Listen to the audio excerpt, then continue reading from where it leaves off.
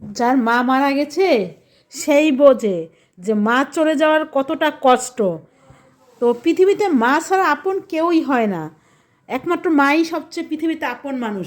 আসসালামু আলাইকুম বিহার, সবাই কেমন আছেন? আলহামদুলিল্লাহ, আমি তো খুবই ভালো আছি। সর্বপ্রথম বলে রাখি, আমার কণ্ঠটা একটু খারাপ শোনা যাচ্ছে, কারণ আমার প্রচণ্ড ঠান্ডা লেগেছে, সর্দি জ্বর, গলা ভেঙে গেছে, গলা খুশখুশি, এই সমস্যাটা আমার আছে, কারণ আমার প্রচুর সাইনাসের সমস্যা। তো আপনাদের সাথে বলি নাই যে আমাদের বাড়িওয়ালা আপুর মা মারা গিয়েছে। তো আমি সেদিন সেখানে গিয়েছি, কিন্তু এটা তো ভিডিও করার কিছু নেই।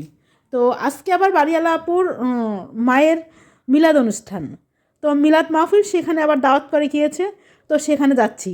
তো সেখানে যাওয়ার জন্য আমি ড্রেস নামিয়ে নিয়েছি, এই যে ড্রেস নিয়েছি, বোরকা ইস্তারি করে নিয়েছি। তো এখন রেডি হয়ে চলে যাব। তো আপনাদের সাথে সম্পূর্ণ ভিডিওটা শেয়ার করব। এই তো সেখান থেকে খাওয়া দাওয়া শেষ করে, খাওয়া দাওয়া আমি ভিডিও করি নাই, যেহেতু এটা মরার বাড়ি অনুষ্ঠান ছিল, তো অনেক মানুষই ছিল, উঠানে খাবার দিয়েছে, তারা ডেকোরেটর আনছে, খাবারটা অনেক মজা হয়েছে। তো সেখান থেকে খাবার দাবার শেষ করে আমরা যখন বেরিয়ে চলে আসছি, তো এসে দেখি একটা সরিষা ক্ষেত। তো সরিষা ক্ষেতে গিয়ে আমি আমার হাজব্যান্ডকে বললাম যে একটু ভিডিও করে নেই সরিষা ক্ষেতের, আমার কাছে খুবই ভালো লাগে। যেহেতু আমরা শহরে থাকি, শহরে কোনো সরিষা ক্ষেত পাই না, তো যখন ওখানে গিয়েছি একটু গ্রাম সাইড, তখন সেখানে দেখলাম সরিষা ক্ষেত, আমি একটু ভিডিও করে নিয়েছি। একটা ফুল ছিঁড়ছি, বেশি ছিঁড়ি নাই, তো একটা ফুল ছিঁড়ে তো আমি একটু কিছু ছবি তুললাম। সরিষা ক্ষেত আমার কাছে খুব ভালো লাগে কিন্তু। তো আমি বললাম যে একটু ভিডিও করে দাও, তো তারপর একটু ভিডিও করে দিল। আমার খুবই খারাপ লাগলো, ওখানের মানুষগুলো তাদের ছেলে মেয়েদের কান্নাকাটি দেখে মন ভালো ছিল না তেমন একটা। আমার হাজব্যান্ড বলল যে ভিডিও করার দরকার নাই, তো আমি একটু ভিডিও করে নিয়েছি যে আমার দর্শকদেরকে একটু দেখাবো আমি কোথায় কোথায় গিয়েছি।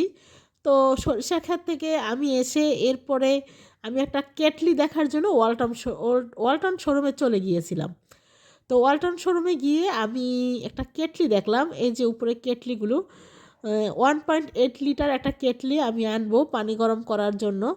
তো পরে আবার ওখানের শোরুমের এক ভাই বলল যে আমরা যে নড়াইল থাকি, নড়াইলের পানিগুলো আবার একটু আয়রন টাইপের, তো এটা ফিল্টার করে পানি কেটলিতে দিতে হবে কিন্তু। এই জন্য পরে আমি আর নিয়ে আসি নাই, আমরা কিন্তু ফিল্টার করেই পানি খাই সবসময়। তো আমি গোসলের পানিটা গরম করার জন্য ওই কেটলিটা আনবো। তো আপনারা আবার বলবেন যে আপনি গিজার কিনতে পারেন না। হ্যাঁ, গিজার কিনতে পারি, কিন্তু ভাড়া বাসায় এখান থেকে ওখানে যাই, ওখান থেকে ওখানে যাই, এই দেশ থেকে ওই দেশে, এর জন্য আমি গিজার কিনি না, কারণ গিজার কিনলে আবার খোলা লাগানো ঝামেলা, এই জন্য আর গিজার কিনলাম না। পরে আমি ওখান থেকে চলে আসছি, একটা ইন্ডাকশন পছন্দ হয়েছে, আমি ওই ইন্ডাকশনটা আনবো।